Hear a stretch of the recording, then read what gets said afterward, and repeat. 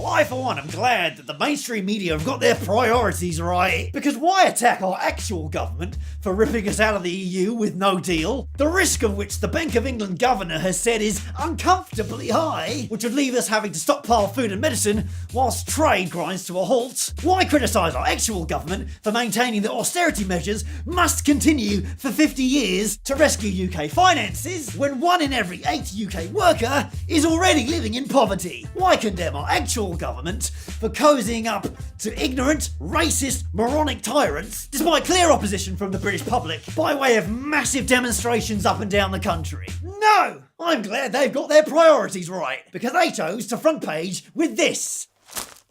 Yeah, shameful.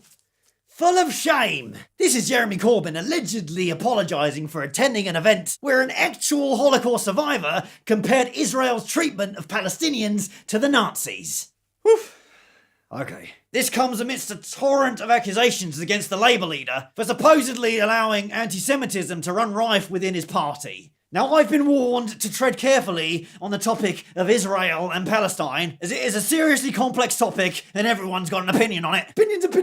Opinions. But I'm going to try something new here. You might call it radical. You might not. You probably won't. But in a world of free speech gone mad, I like to get a feeling of what people consider to be right and what people consider to be wrong. These days, it's all very simple. I like to believe that most people in the world are, at the heart of it, decent human beings who actually care about each other, with feelings and shit. So, here's the game. Ready? If you do something wrong to someone else, you're an arsehole. If you do something right to someone else, you're not an arsehole. If you call an arsehole out for being an arsehole, you're not an arsehole. If you're an arsehole and you attack someone else for not being an arsehole, you get the idea. We actually instinctively use this litmus test every day in our day-to-day lives every day today to ascertain who we want to hang out with, who we don't want to hang out with, who we decide to fall in love with, she's just so pretty, and who we'd like to politely tell to go fuck themselves. Now, I'm talking regardless of religion, race, background, age, gender, or how many fucking Porsches you've got. One is too many. So let's play the arsehole game.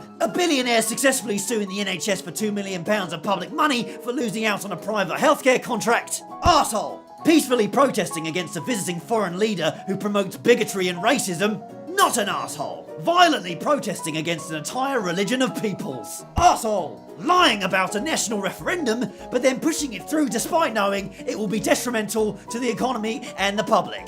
Arsehole. Being awarded a peace prize for promoting peace and equal rights. Not an arsehole. Cutting police and emergency services funding, resulting in higher crime rates. Arsehole. Privatising a national health service, already paid for by your taxes, to stretch the service to breaking point and making it difficult for people to get the medical attention that they need. Arsehole. Holding hands with a racist misogynist. Arsehole. Making fun of someone for being disabled. Arsehole. Defending a criminal for inciting race hate and violence towards police under the guise of nationalism. Arsehole. Colluding with far-right extremists. Arsehole. Proposing to actually launch a nuclear strike. Press a red button. Arsehole.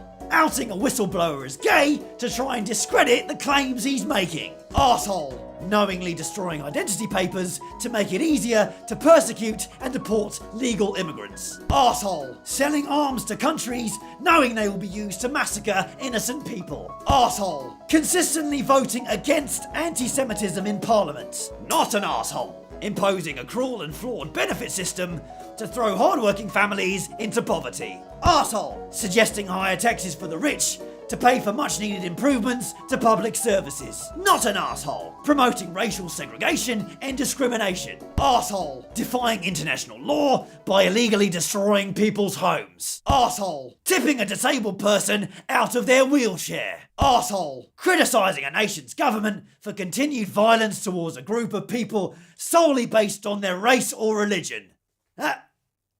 You guessed it! Not an arsehole! Likening that accused nation to another nation who historically committed genocide in a similar way. Oh, you want me to say it? You want the verdict? Well, we wouldn't want to spoil it all, would we? I'll leave that last one for you to decide. The big issue here seems to be that a vast proportion of people these days cannot differentiate between what is right and what is wrong. But believe you fucking me, there is a fucking difference. And it's up to the good people to try and communicate what that difference is, without being assholes themselves. So before you criticise anyone, first, take a look at their actions, and then ask, are they really being an asshole? Or am I the asshole here? Kirk is deep. Please comment below with your own asshole examples. The Arsehole Game, sponsored by Steve Bannon. What a c***. Let them call you racist. Wear it as a badge of honor. Fuck you, Steve Bannon. And I said